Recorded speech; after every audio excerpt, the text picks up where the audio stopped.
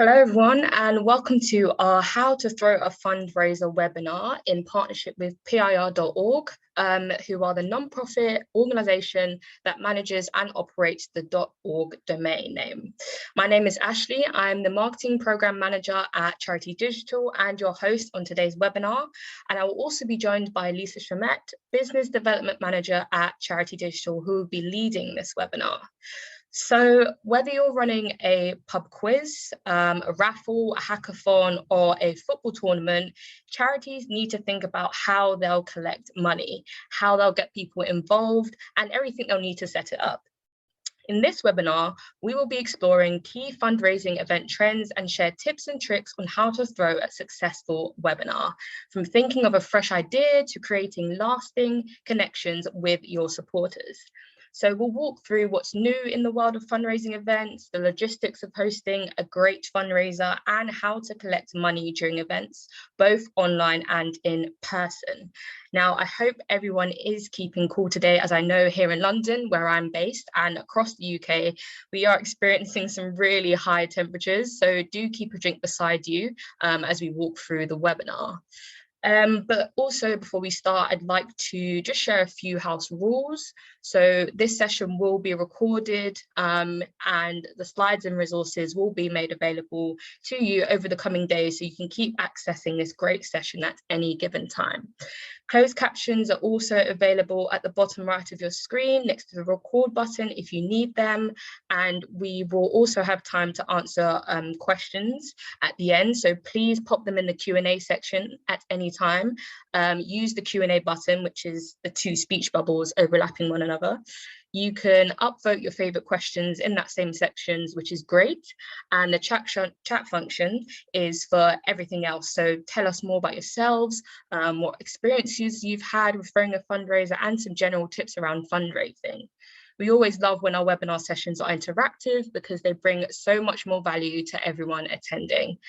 Once you leave this webinar session, you'll be prompted for feedback. So please do leave your comments and feedback for us to understand what we're doing great, how we can improve to continue to deliver sessions that you enjoy. As I said, please do ask all your questions, as this session is here to help and inspire you. And without further ado, I will hand over to Lisa. Well, hello, and thank you very much, Ashley, for this lovely introduction. And I hope everybody is keeping cool and everybody is well. Maybe some of you know me already. I'm Lisa Chamet, and today I will share a few tips and tricks on how to throw a fundraising event. Obviously, with the past 2 years being quite challenging for the world of event fundraisers, it's always good to have a little bit of a refresher, and it's also quite timely. So obviously, after a short intro, we'll go into the latest trends in fundraising events, what I've seen from main reports. So I'm drawing information from the likes of the Donor Pulse report from Infuse, the Fundraising Everywhere report, CAF, Salesforce, etc. So at least I don't want to say you don't have to read them, but at least I'm hoping that a few tips will be quite helpful for you, as well. Some key questions to ask yourself when running or organizing or thinking about organizing a fundraising event, and an insight into how to get the most of your supporters. A little bit about myself first. As you may have noticed from my accent, I'm French and I've been living in the UK for the past, 10, 11 years now. Prior to that, I was in the world of exhibitions. So again, in a world of events, and I've joined Charity Digital almost 3 years ago. I'm mostly helping tech partners and tech companies share their expertise with you in the right format. So providing value to you so that you can accelerate your mission using digital. We're covering loads of different topics, as you probably are aware. So yes, and prior to this webinar, I've equally hosted one around data. So there's also one good for you to check out. Our partners, as Ashley said, are PIR, Public Interest Registry. They just managed the .org a domain name globally, and because they're non-profit, the mission is about helping all non-profits, educating them with their online presence. So what they need to do to optimize their data security, their cyber security, their digital fundraising, etc. And let us start. So obviously, most of you are fundraising events manager, and what I really want to do here is just share some tips. It won't be a big introduction or education about how to do this and that, but it's just a few ideas for you to think about when doing your event strategy. And then amongst a few trends from what I've read, and it's probably something that you have noticed as well, strong sign-up figures for some of your fun runs or walks. So almost close to half of the public are either very likely or quite likely to take part in a fundraising event. So more people are keen to join one. A year ago, this figure was just 30%. So now we're seeing more and more comfort in doing that. However, there's also quite a lot of people, around a third of the survey respondents from the Donor Pulse report, that are making some plans, but not as many as they used to. So there may be in the near future a smaller pool of potential donors and potential supporters that could join your events, and that is probably something to keep in mind. As also a disclaimer for all the information here, because this is recorded, we'll put loads of the resources after the webinar. I might go over quite a lot in 45 minutes, so don't worry, it will be recorded so you can access to it in your own time. So yeah, so more people are keen to join, but there are two main concerns. The first one is COVID. As you may be aware, there's a never-ending wave. Some people are catching COVID most recently, hopefully not too seriously, which is the biggest worry, especially for older age and older age group. The second worry is financial concerns. Obviously, with inflation rising, it's also quite important to give supporter the option of how they participate in your upcoming event, and to give them the sort of full information as to how they can participate within their means. Sorry. Indeed, almost half of the public said that they now find it harder to donate to charity than they did just 6 months ago, and that tend to be more prevalent in younger demographic. So it's important to be mindful of the cost to participate in your event, whether you are doing a gig, whether you're doing a walk or a run, whether they have to buy items, the sign-up fees, the travel costs, etc. So giving a hybrid option, thinking about a hybrid option could be a good way to ensure everyone can attend. So after the public appetite, another trend that we've noticed quite a lot of interest around is gaming for good. So obviously, gaming for good is a simple way to fundraise, and that's available, no matter your charity size. So basically, when gamers switch on their console or computers, they want to share how they're doing, and they can organize marathon or gameathon. They do it on live, on live streaming on the platform that is called Twitch. And when streaming online, they can add donation link or button, and they can invite their audience to raise, to give money to your cause. And I think this is quite interesting to look at, because it can be totally virtual, but it can also be hybrid. So you could have some gamers in a venue of your choice that are doing the gameathon for, 12 or 24 hours. And because this is live streamed, a lot of other people can attend this event from the comfort of their own home, but the aim is the same, is to raise money for your cause and for your charity. And there's a cool to check from a fundraising platform called Give As You Live, and they have a very simple online hub for charities that are just starting in gaming for good and in gaming fundraising. So it's worth checking them out, and I'll put the link in the resources page.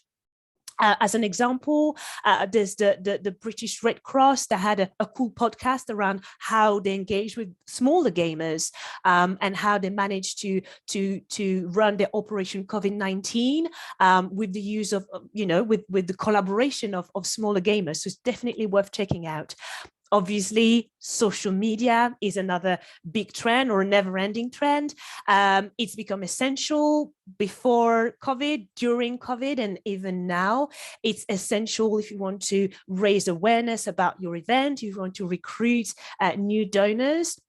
I will just mention again a key fundraising elements to all of these social media channels. Obviously, you have the Facebook charity giving tools that are available for every charities, and they're free to use. There's also a donation button on Instagram that you can add to your Instagram stories if you do any.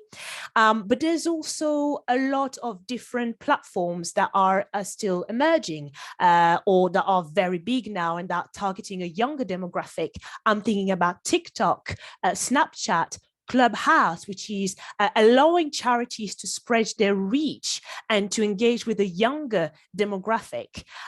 It's quite interesting to notice as well that the younger demographic, the Generation Z, so people that are born in the second half of the 90s up until the beginning of the 2010s, those are the Generation Z, and they are absolutely giving to an average of 3 charities. So they're very generous. So it's quite interesting to keep them in mind when organizing and thinking about planning new events or other fundraising events. Obviously, YouTube is perfect for live streaming. It is a free tool. And whether you have a gig, a live cooking experience, there's definitely a way to add the hybrid element to it with the live streaming on YouTube.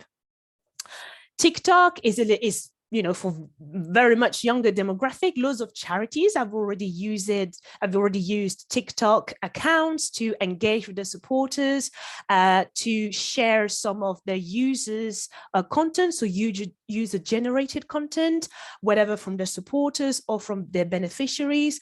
So all of these social media platforms are always worth checking. There's always new features appearing. So yeah, it's worth keeping an eye on these trends. Finally, digital donations. Just 18% of donations were made in cash in 2021, and the number is obviously going to decrease. There are talks of removing some elements of cash over the near future. So it's really important that charities really make the most of digital donations. There was a charity landscape report from Charity Aid Foundation that actually showcased that only 2 in 5 charity leaders were increasingly adopting online fundraising, and only a quarter had the actual knowledge to make the online fundraising work and really optimize it for their effort. So there's definitely room to learn. There's great opportunities, through us and through other great content platform to learn about online fundraising. And hopefully you can add the event side of things to make sure that your digital donations work for you. In terms of other trends, so the hybrid and virtual events trends to start with. In terms of hybrid trend, first of all, obviously, what is hybrid, or should we just have a quick definition of hybrid, because there are a few going on there. Hybrid, just take the virtual and the physical elements and combine them together for the event. So you can overcome the geographical limitation, you can increase your reach, you can limit the cost of organizing your event because the majority of your audience is actually joining remotely. But keeping the physical element, the in-person element, means that you're limiting the drawbacks of purely virtual events, having the fact that it's harder to get people focused, or people joining online are easily distracted while attending from afar. So adding this in-person element, or keeping that in-person element, is very, very important. That said, over the past 2 years, virtual events have been a lifeline for so many of us. And a recent survey by Fundraising Everywhere found that 2/3 of charities will be keeping virtual event as part of the fundraising mix. And it is really important. That said, with the beautiful weather, restrictions lifting, combining the two and having physical event making a return, there's definitely gains to get from both worlds. A majority of the surveyed public are happy to join in virtual activities taking place at the same time as a physical event. So this is also a very good number, because people may have concern, as we've seen earlier, but they see the value of the physical aspect of the event. So it's good to combine the two. And when it comes to in-person and mass events, the majority of responding charities are feeling more confident that they can put a mass fundraising event safely. They're seeing a good donor appetite in terms of signups, and like we saw earlier, the majority of people still also feel confident and comfortable with attending an in-person event. So the question is, how do you cater for all the supporter, and how do you keep that that inclusive element? And as we've said earlier as well, because some, the older demographic are still a little bit afraid of in-person event because of COVID, and the others, the younger demographic, are a little bit afraid in terms of cost. How do you make sure that you're matching both? And retention is better than acquisition, and they go hand in hand more than ever. So it is why the virtual element could be a good one here. I will go over a few elements and a few examples, that I've found over the past week that I've been putting that presentation together. Oh, sorry. Yep, here we are. The first one is SAFA, the armed force charities that are helping military forces, past and present, current with the life. They have a 13 Bridges challenge that they organize every year, which is a very cool challenge where people have to walk 10 miles across every bridges in London. Obviously, it was cancelled in 2020, so it became virtual, so people could join from wherever they wanted and do 10 miles. And in 2021, restrictions on gathering lifted. The walk went ahead in person in London. However, the SAFA team was thinking, how could we still keep the formidable element of all the people that joined last year from wherever they were in Scotland or wherever? Some of them are not comfortable with traveling into London, taking the train, etc. So let's keep it hybrid. And supporters could still do the same distance and register it with a Strava account and raise money. In the end, they raised more than 75,000 for the charities because of the hybrid solution, and that was massively exceeding the organization's expectations. The second example is Renewable World, which is a poverty relief charity that focuses on bringing energy access to remote and rural areas in Kenya and Nepal. They have a very cool event called Earth, Wind and Tire, which is an important piece of annual income. It's a cycling event. It's a 1-day, 100 miles wind theme challenge, and it's been running since 2015. In 2020, they were planning a hiatus. They were planning not to do the event because it was quite a lot to organize, and it was, you know, good timing because everything was put on hold. But in 2021, they decided to actually hold the event in a hybrid manner and have people take part from wherever they wanted. So they were able to raise 29% more than their original goal by just allowing people to join from either on the day in a specific location or from wherever they wanted in the UK.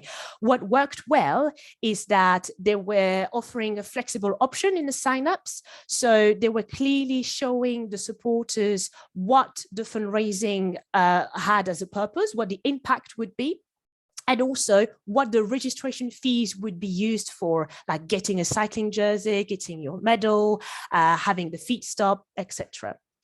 So as you can see, these two examples and the third one are really showing how you can marry the physical and the virtual element.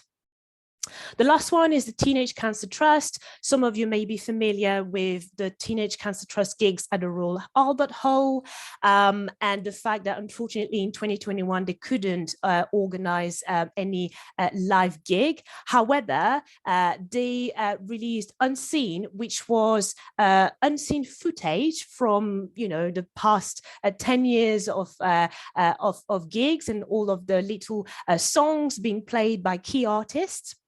And they put it live stream on YouTube. In order to access these unseen footage, they had a very simple online raffle. So people would buy tickets and that would give them access to, you know, unseen footage from The Cure, for instance. And obviously it was a real success, and it enabled them to replace the physical element and to still fundraise. In 2022, they did a live ticketed concert in Royal Albert Hall as well, and it was also a success. So now a few helpful tips for throwing a successful fundraising event. I would just ask some questions, and hopefully some of these questions you've asked yourself already.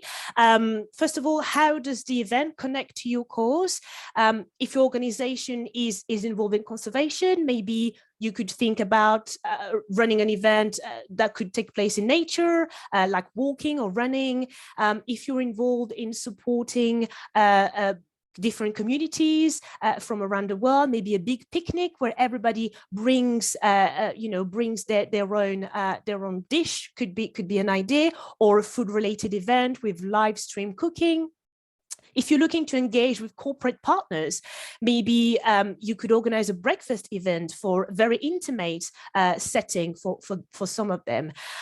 So obviously you can add a live stream, a virtual event to it, or you can keep it in person, because we're fully aware that not all the events are suitable for, for having a virtual element to it.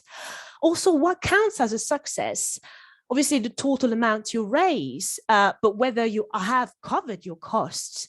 But it can also be in terms of acquiring new supporters, acquiring new big donors or big corporates, supporters if you're doing a gala or an auction.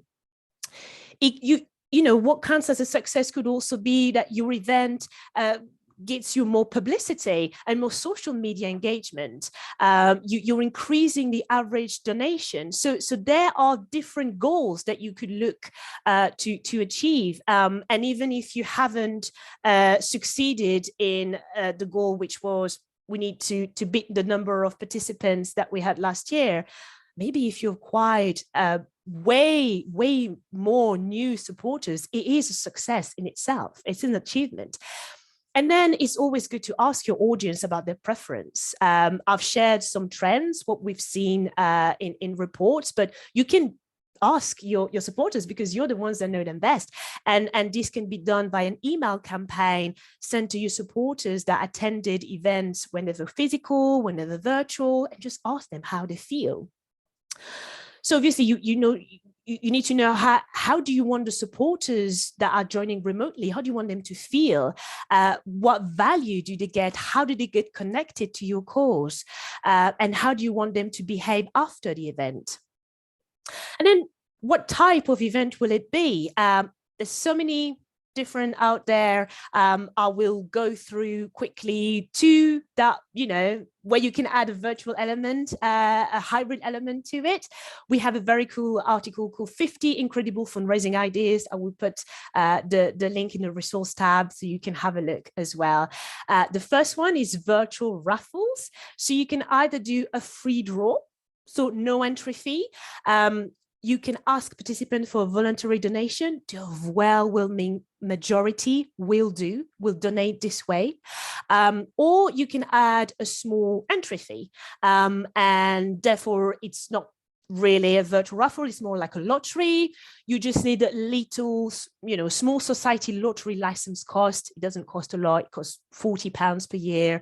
And this is how you're able to do your lottery with respecting all the rules.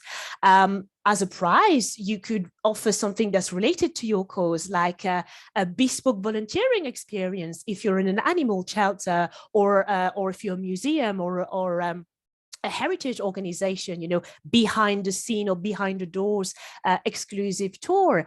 If you are obviously a dog rescue charity, maybe a doggy hamper, because most of your supporters will probably have a pet on their own.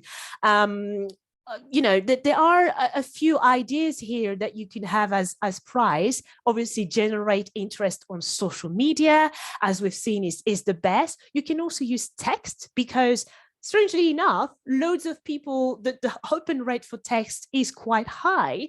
And then, as always, keep very transparent, be very clear in your ask, and tell people where the donations, where the entry fee, the raffle ticket fee will go.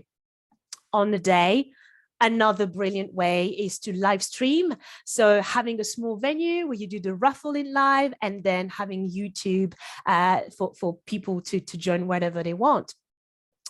The other example is a gig, having maybe a special night with local artists, which can also be live streamed. If your main goal is one-off donation, we would advise for your monetary fundraising target to be about 30% higher than what you need, so that you cover your cost and any, unforeseen circumstances. The larger the venue, the larger the fundraising potential. But if you're worried about cost, I would say go for a small venue and then live stream. And on both cases, ask for donations, and you would definitely see great results. If you're hosting it on Zoom, Zoom has a donation button. You can obviously add some links to your donation and fundraising pages. So there's quite a lot of good ideas that you could have, where you have an intimate concert with local artists, and then live streaming it to the majority of people. Social media is also great to promote, to acquire a new audience. You can search for all Facebook page events for your old events to see what works well, what ideas and attendee numbers. And as always, remember that your artists, the artists that you choose for the night, are your best representatives. So ask them to heavily promote and help you in promoting your event. That is some of the ideas. Obviously, there are 48 or even 98 more to go through. So we'll pop the ideas in the resource page. Where and when should the event be? Obviously, you need to think about your audience, when you want them to engage. As we said, as you probably would have gathered from what I'm sharing, best way is keeping it hybrid, or having a little hybrid element. If you want an in-person event, weekends, bank holidays, evenings are always best. And then obviously you need to think about who could help you find a suitable location. Maybe you have key corporate partners, and they might know of very fantastic venues that you can get for cheap because you're a charity. So it's always worth asking your network, and you can find a suitable location. And how do you ensure you get as many supporters as possible? And I think that's a very, very important element. The perfect event doesn't exist, but there are ways to make it as accessible and as inviting as possible. For instance, you could ask be very open. If you're taking advanced registrations, like for instance, you have a running or a walk event, be upfront about accessibility requirements.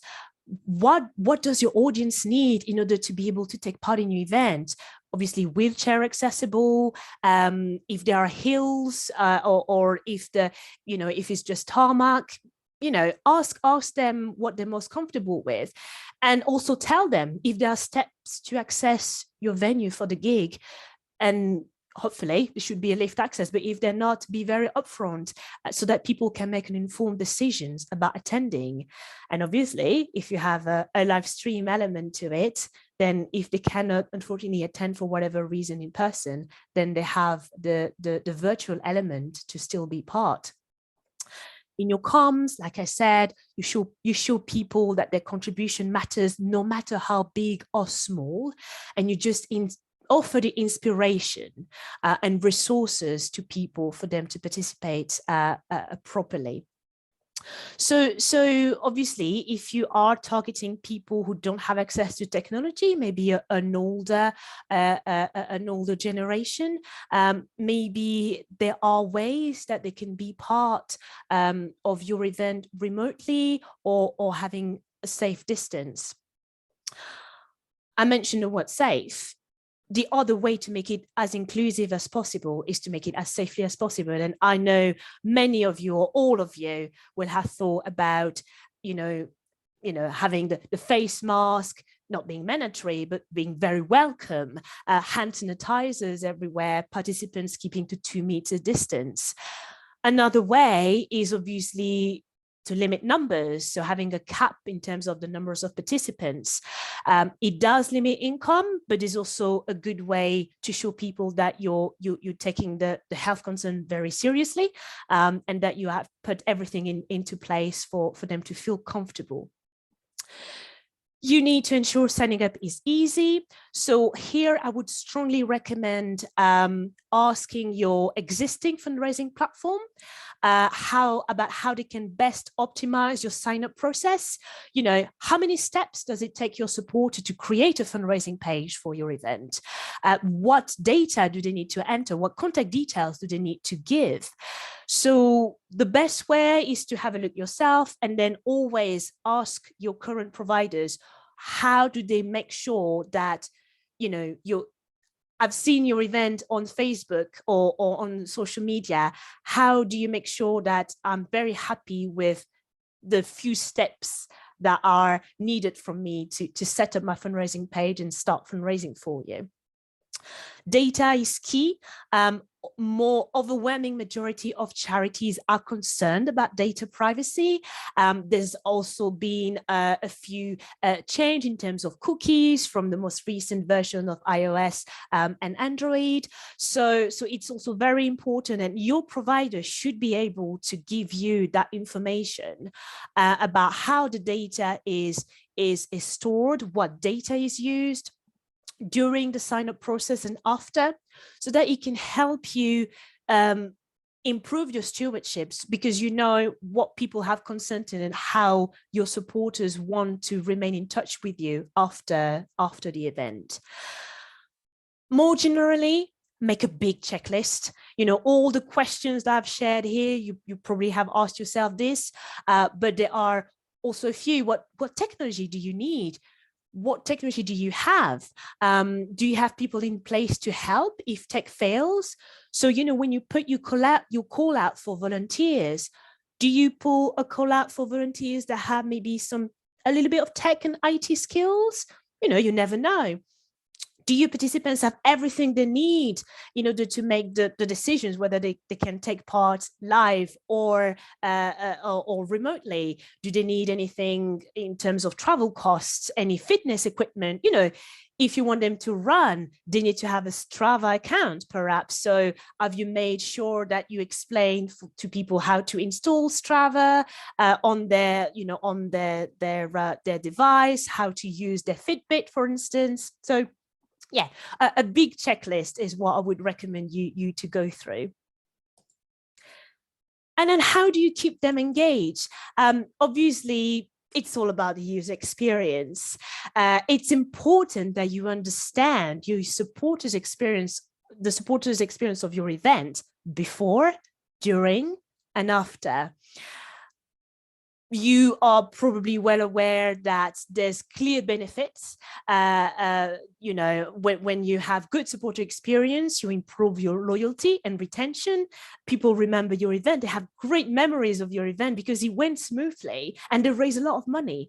So it's really important to highlight to your supporters and your community how being part of your event will be a win-win situation for everyone, because your supporter can feel good both mentally and physically by raising funds for your cause. The latest Enthuse report showed that smaller activities with friends and colleagues have the widest popularity amongst respondents. The next one, as you would probably have guessed, is exercise challenges, whether it's walking, swimming, running, because it helps people achieve their health goals. A very good example is the charity Scope, as you probably are all aware. They have a very cool campaign called Make It Count, where they invite fundraisers to design their own physical challenge. So they really are fully owning the physical challenge, which the targets are set in minutes, not in miles. So it's not about, oh yeah, you need to do 100 miles or 10 miles. It's like, can you do 60 minutes? 60 minutes of exercise amongst the, you know, the next 4 weeks, 600 minutes. So it's giving them the ownership of the challenge. They also have another one that's called Parallel Windsor Virtual Events, where people can run, walk, pushed, or be pushed for their chosen distance, and then people can join for wherever they want. Fun runs and walks done in large groups are also very popular. So I hope you're planning some of them over the next few months. I reckon many of you would have been aware of the challenges posed by the upcoming fundraising conference organized by the Chartered Institute of Fundraisers, and the fact that there was some requests from hybrid which may not have been fully satisfied. So I think, again, it's really about understanding what your supporters need and what, you know, the sort of ways they would like to access your event. Second is create a community. People choose your event and your charity because it's a reflection of what they can do and what they care about. So younger demographic especially needs the sense of community. So taking part as a team is a big motivator. Here, it can be very simple. Having built-in leaderboards, so where people post videos and pictures, and they say, "Oh, I've done this today to raise, you know, to raise X amount of money, and I feel very good. Why don't you do that?" You know, a bit of inspiration. So 3/4 of charities have agreed that the events that create this engagement and this sense of community is just improving in stewardship in the long run. An example that I've come across is, you know, an example from Dig Deep, which is a small UK-based charity that helps people in Kenya get access to clean water and sanitation. They have usually a big key event, which is very cool, by the way. It's helping fundraisers climb Mount Kilimanjaro and visit local communities along the way. obviously in 2020 it was impossible to travel. So they have created an alternative for people to still feel part of the community and still feel part of the cause. And they've come up with Kilometers for Kenya, in which supporters are asked to walk 100 kilometers in a month. They raise money wherever they are, wherever they live. But what was cool was having a dynamic map. So they were taking fundraisers on the journey where they could see, you know, oh, you've raised £100. This is going to help this local village in Kenya get a new well, for instance. So they gamified the whole experience. And on the way, fundraisers could also see what other fundraisers were doing. So it was bringing in that sense of community. In the end, I think it raised something like £10,000. People were joining from all over the UK, all donors, new donors. So it was really a really good way of getting people rallying together. And like I said, when you're using the data of your supporters, you can create a framework for a supporter journey. You know, we could spend hours talking about supporter journey and how to make it best. I will just share an example from the Alzheimer's Society that is having obviously people running a marathon on their behalf. And they've noticed that 40% of the signups were coming between 5 to 7 months before the race day. So that's approximately how long people need to get ready. So they created a simple journey with 4 phases. The onboarding phase, where people are excited. So it's all about helping them setting up their fundraising page, helping them with the training plan. You know, this is how you can achieve the marathon, you know, by training, maybe, you know, running 10 kilometers every 2 days, etc. So they were keeping in touch all the way until the big day. And on the day, it was just very joyful, as many of you has organized events.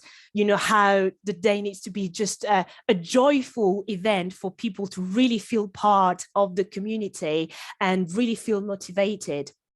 And basically what they've just achieved is raising way more money from each fundraisers by taking them on their journey, and by also making sure that they were still stewarded after the event with thank you messages and other cool messages. Finally, how do you ensure, you know, that you are collecting money during events? And that's also a very key element, especially if you're doing your events in person. As we've seen, cash donations are not doing, you know, really good and really well. So you need to have that, you know, online or virtual element to it.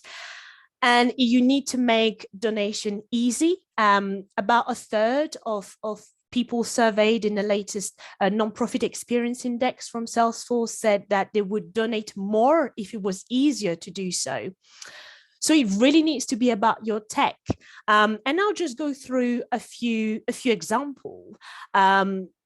QR codes.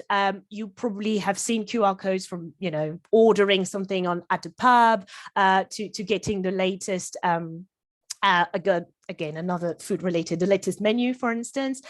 Well, QR codes can be used for donations. People just need to scan the QR code with the camera app or a specific app, and then the code links directly onto a fundraising page, or it can, so they select the amount and then they can donate to your charity directly. These QR codes can be printed and put on your collection buckets. They can be put on any of your balloons or the tables or any pieces of furniture that you have during the event. There's another option called NFC. NFC touchpoint. I should have reread that. NFC touchpoints, so near field communication. Basically, people have their phone and they just tap a device that opens a donation page. They can enter the donation amount and they have donated to your cause. You can have several devices dotted around your event.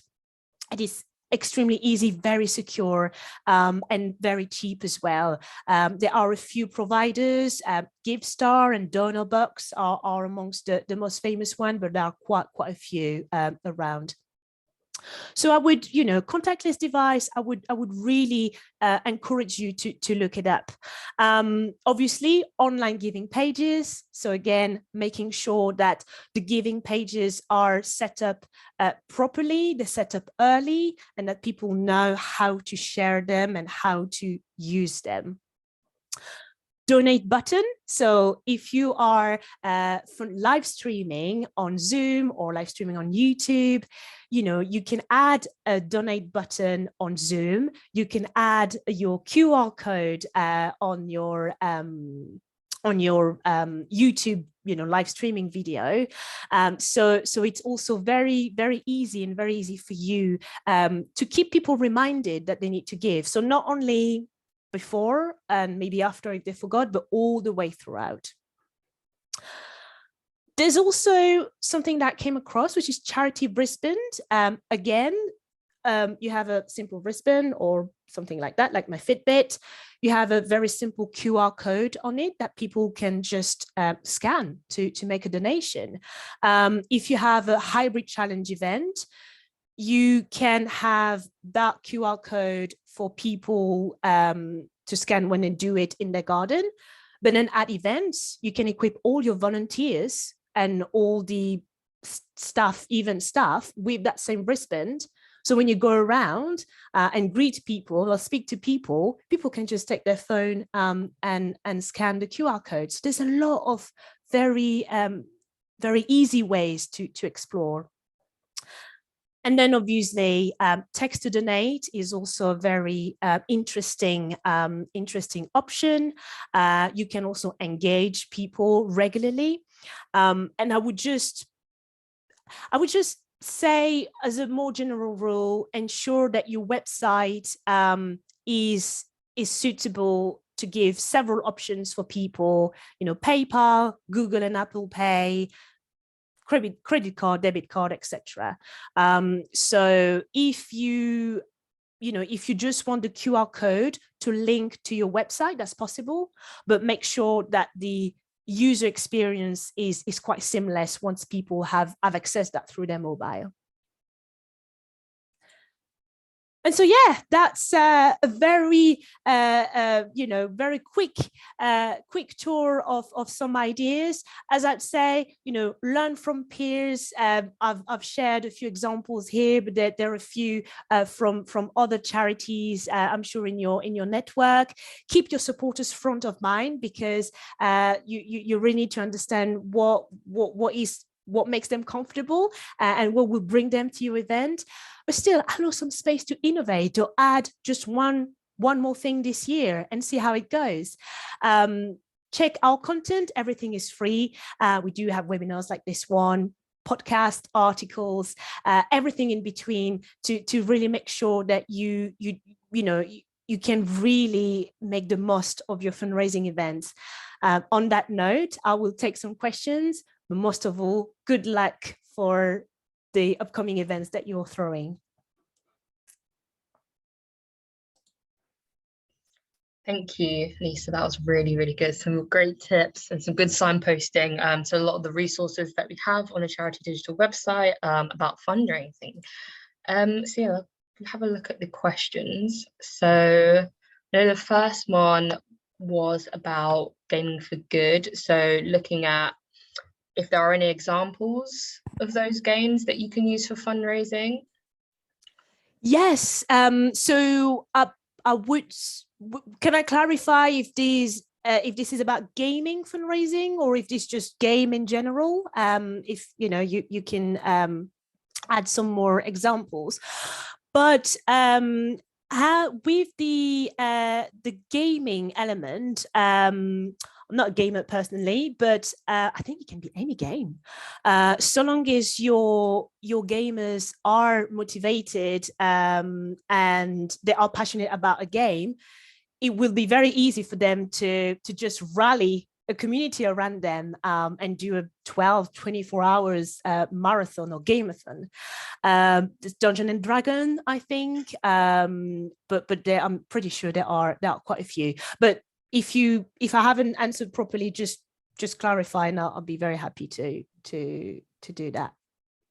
Thank you. I also know that we do actually have an article on this. So we've got an article about the best games to raise funds. We did that at the beginning of this year. I was just looking through that as you were talking.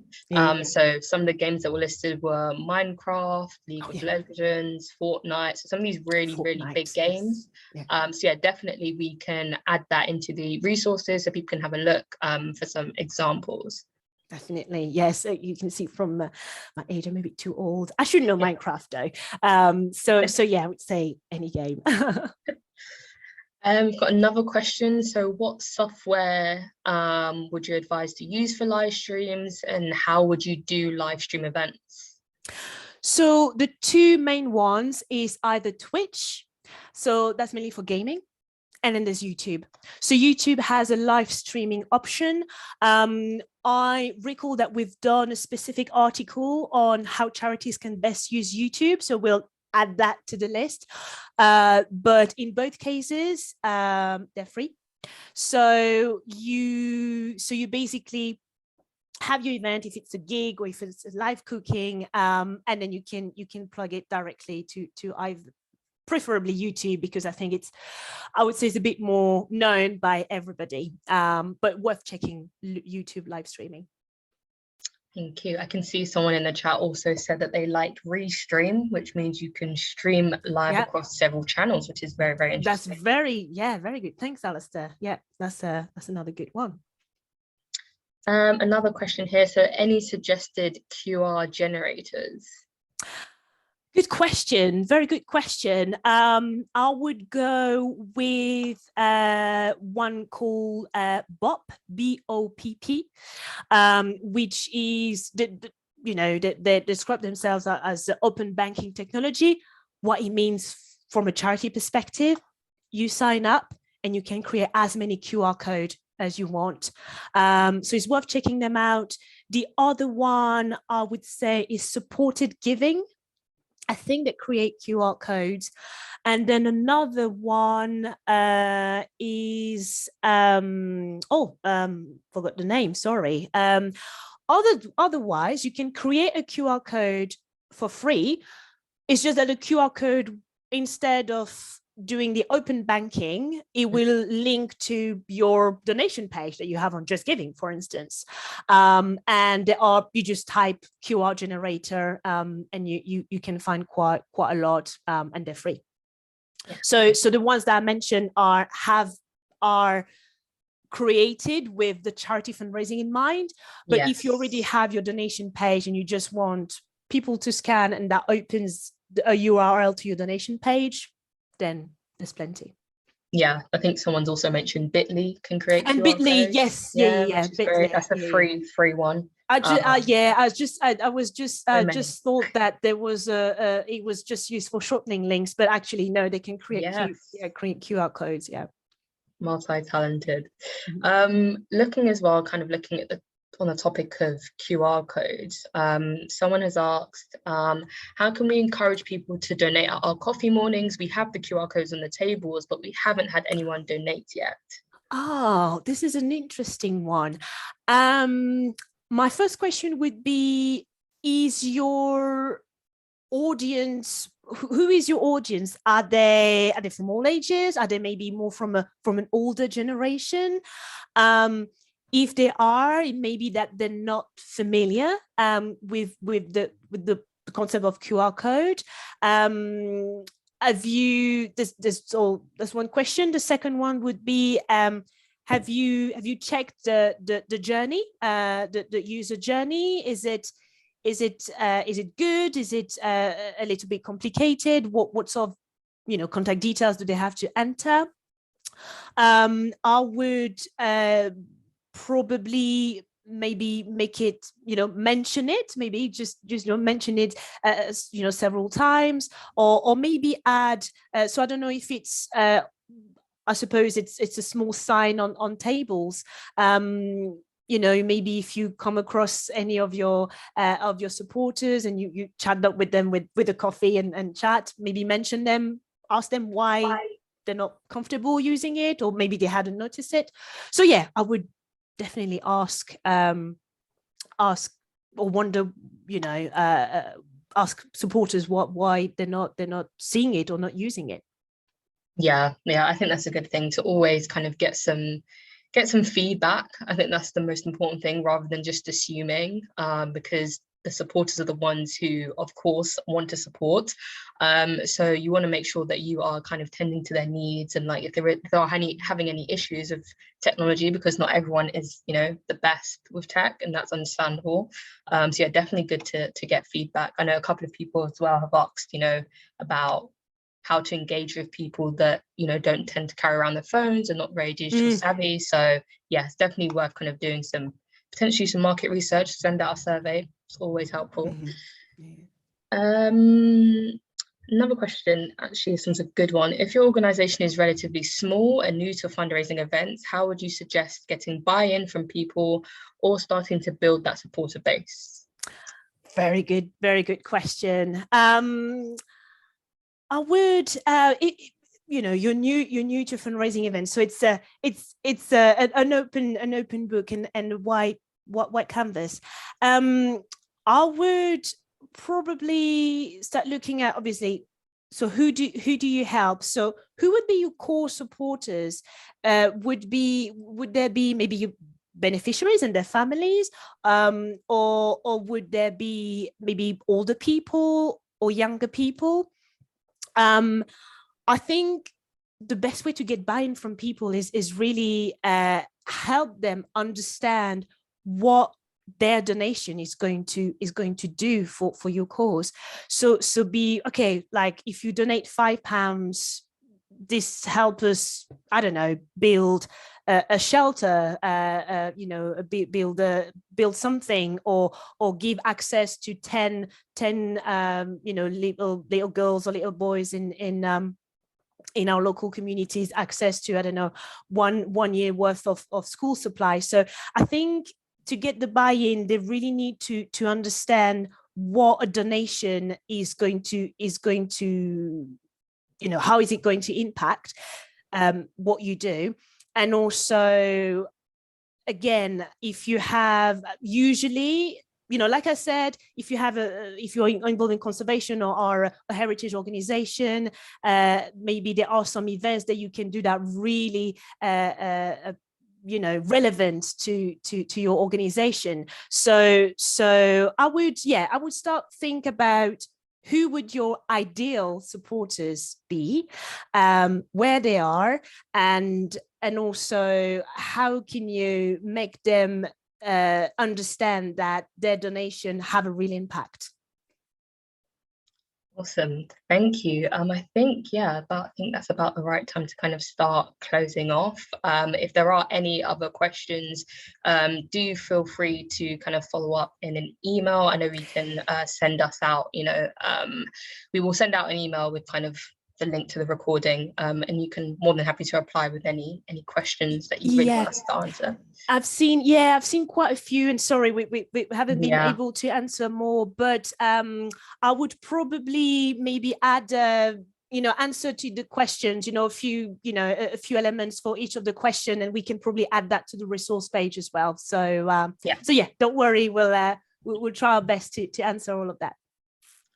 Awesome. Well, thank you everyone for joining us, and thank you, Lisa, for doing the presentation. Thank you very much. Make sure that you do check out our website for upcoming webinars. We've got loads more coming up. And this also is a reminder that we also have our Be More Digital conference coming up on the 30th of June. It is back and it is in person, and we're very, very excited about it. There's going to be a lot of amazing talks, particularly on fundraising as well. So looking at online giving, how charities can effectively manage their data, looking at fundraising beyond the pandemic, and much more. So please do head over to our website, check that out, and register if you haven't already. Brilliant. Well, thank you very much, Ashley, and thank you all. Hope you have a good rest of the day. Thanks, everyone. Bye. Bye.